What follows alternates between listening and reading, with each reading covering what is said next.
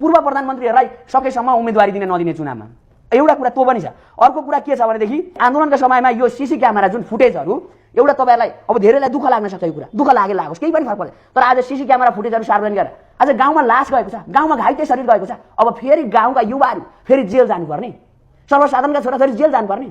आज सारा नेपाली आमाका एक पुस्ता विदेशमा छ, अर्को पुस्तालाई जेल हाल्ने। म त भन्न चाहन्छु, यही मिडिया मार्फत भन्न चाहन्छु, जुन अहिलेका गृहमन्त्रीज्यूबाट तत्काल आदेश हो, यो आदेश के होस्, यदि जेल बनाउने भने ठुलो जेल बनाऊ। काठमाडौँमा जेल बनाएर सकिँदैन आन्दोलनकारीलाई जेल हालेर, ठुलो पहाडतिर एउटा ग्रामीण भूभागमा पुरै जेल बनाएर हालिदिउँ। होइन भने त जेन्जी पुस्ताले परिवर्तन ल्याएको हो नि त, परिवर्तन ल्याएको भोलिपल्टबाट आन्दोलन गरेर देशमा के अरे परिवर्तन अवस्था परिवर्तन सरकार ढालिसक्यो, 2 दिनमा सरकार ढालिसक्यो, अनि अब जेल जानुपर्ने।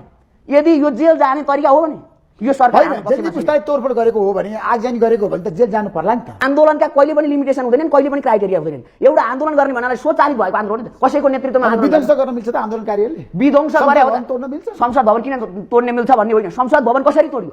मान्छेलाई उग्र रूपमा त केपी ओलीको सरकारले सिधै गोली ताकेपछि नेपाली, मैले भनेको छ जनता मर। म भन्न चाहन्छु संविधान यदि मान्ने हो भने संविधानको कुन धारामा नेपाली जनतालाई गोली हान्नुपर्छ भनेर लेखेको छ?